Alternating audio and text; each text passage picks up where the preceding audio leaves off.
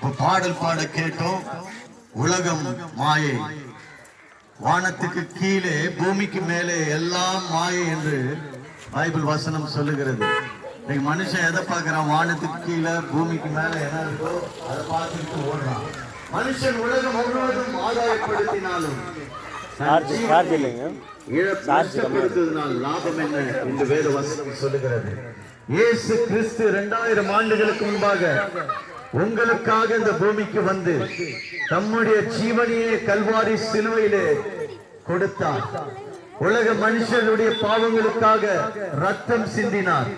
அந்த ரத்தம் சிந்துதலினாலே பாவ மன்னிப்பு உண்டு. இன்றைக்கு மனுஷன் பாவத்தில் வாழுகிற மனுஷன் இயேசு கிறிஸ்துவை ஏற்றுக்கொள்ளும் போது அந்த ரத்தத்தினாலே கழுவப்படுகிறான். பாவங்கள் கழுவப்படுகிறது. அவன் மறு வாழ்வை பெற்றுக் கொள்ளுகிறான். அது மாத்திரமல்ல, அவனுக்கு மோட்ச வாழ்வையும் கர்த்தர் வாக்களிக்கிறார். அவன் மரித்த பிறகு எங்க போவான்? மோட்ச வாழ்வுக்கு போவான். இயேசு கிறிஸ்துவை ஏற்றுக்கொள்ளாத எல்லோரும் நரக ஆக்கினைக்குள்ளாக தள்ளப்படுவார்கள் என்று வேத வசனம் சொல்லுகிறது. ஆம் பிரியமானவர்களே, இயேசு கிறிஸ்து கொடுக்கிற வாழ்க்கை ஒரு மெய்யான வாழ்க்கை, சமாதானமுள்ள வாழ்க்கை, சந்தோஷமான வாழ்க்கை, அவரை மகிமைப்படுத்துகிற வாழ்க்கை தான் ஒவ்வொருவருக்கும் கொடுக்கிறார். எனக்கு அருமையானவர்களே, இன்றைக்கு மனுஷன் எதை தேடி போகிறான்? ஒரு அற்ப சந்தோஷத்தை தேடி போகிறான். கொஞ்சம் போய் குடிச்சா போதும், சந்தோஷமா இருக்கிறேன் அப்படின்னு சொல்லி குடிச்சு ரோட்ல விழுந்து கிடக்கிறான்.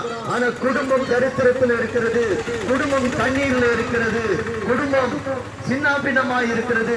பிள்ளைகளுக்கு ஃபீஸ் கட்ட முடியல, பிள்ளைகளை பள்ளிக்கூடத்துக்கு அனுப்ப முடியல, குடும்பத்தின் தேவைகள் சந்திக்கப்பட முடியவில்லை.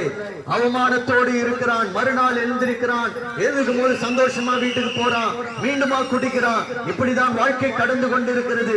இன்றைக்கு இந்த காரியங்கள் எல்லாம் ஒரு முற்றுப்புள்ளி வைக்க வேண்டும் என்றால், தேவனுக்கு பிரியமில்லாத காரியங்கள், உங்கள் வாழ்க்கைக்கு பிரியமில்லாத காரியங்கள், உங்கள் சரீரத்துக்கு பிரியமில்லாத காரியங்கள் எல்லாத்துக்கும் ஒரு முற்றுப்புள்ளி வைக்க வேண்டும் என்றால் இயேசு கிறிஸ்து ஒருவரே உங்கள் வாழ்க்கையில் விடுதலை கொடுக்கிறவராய் இருக்கிறார்.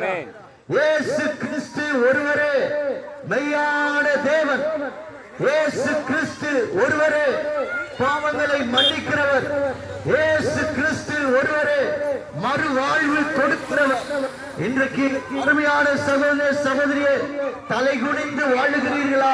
நிந்தையோடு, அவமானத்தோடு, கஷ்டங்களோடு, பாரத்தோடு வாழ்ந்து கொண்டிருக்கிறீர்களா? இயேசு கிறிஸ்து உங்கள் தலையை நிமிர வல்லவராய் இருக்கிறார்.